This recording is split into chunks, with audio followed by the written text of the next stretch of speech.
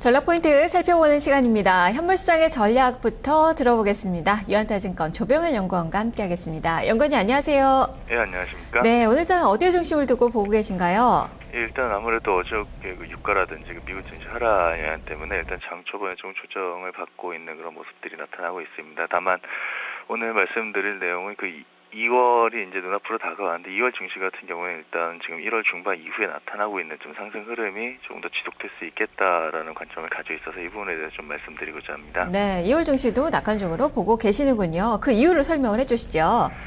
예, 기본적으로 우리가 1월 초부터 이제 좀 부진한 흐름을, 코스피가 특히나 부진한 흐름을 보였던 이유 중에 한 가지는 이제 글로벌 금융시장에서 대외적인 악재들이 좀 많이 부각이 됐기 때문인 것 같습니다. 아무래도 기업 실적이라든지 아니면 펀더멘털적인 요인에 대한 확신이 조금 우리나라 증시에 대해서 좀 부족한 상황이었던 데다가 그러다 보니까 또 대외 쪽에서 여러 가지 이슈들, 그러니까 뭐 유가가 급락을 한다든지 아니면 그리스 문제가 나온다든지 뭐 ECB 정책에 대한 불안감, 미 연준이 기준금리 인상을 할 수 있을지 모른다는 불안감 이런 것들이 국내 증시를 좀 짓누르는 그런 역할을 했었던 걸로 저희가 판단을 하고 있습니다. 그런데 2월달 같은 경우 보게 되면 이제 그것과 관련해서 안전자산 선호도라고 저희가 이렇게 좀 표현을 하는데 이런 부분들이 좀 진정될 수 있는 모습들이 여러 가지 나타나고 있습니다. 가장 큰 게 그 ECB가 통화 정책을 사용을 한 건데 아시다시피 지난주에 그 예상치를 뛰어넘는 수준의 통화 정책을 발표를 했습니다. 결국에는 글로벌 금융시장에서 안전자산에 대한 선호도를 가장 직접적으로 이렇게 제어를 해줄 수 있는 부분들이 유동성의 크기라는 측면에서 보게 되면은 상당히 큰 규모의 유동성들이 이제 3월부터 매달 들어온다는 거는 금융시장에 있어서의 안전자산보다는 이제 위험자산을 선택하게 만들 그럴 가능성이 상당히 높다라고 보고 있고요. 거기다가 이제 또 한동안 저유가가 문제가 됐었는데 저유가가 결국에는 이제 기업 실적이라든지 경제에 긍정적인 영향을 준다라는 부분들보다는 대외적인 어떤 불확실성을 좀 자극하는 요인들, 디플레이션에 대한 우려라든지 이런 부분들을 자극하면서 좀 문제가 됐었는데 ECB의 정책으로 인해서 유로존 디플레이션에 대한 우려가 좀 경감될 수가 있을 것 같고요.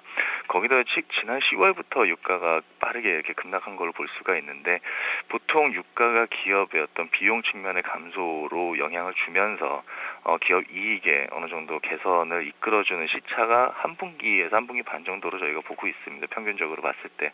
그렇다라고 한다면은 이제 향후에 기업 실적에 있어가지고 저유가의 어떤 긍정적인 측면들이 이제 슬슬 반영되기 시작할 때다 이런 관점에서 보게 된다고 하면은 2월 증시는 기존의 악재 요인들이 해소가 되면서 이제 1월 하반월에 상승 흐름을 이어갈 수 있겠다 저희는 이렇게 판단을 하고 있습니다. 네, 위험자산 선호 심리가 나타날 것이다라고 말씀해 주셨는데 그렇다면 경기 관련된 종목군들을 사야 되는 건가요? 전략 어떻게 주시겠습니까?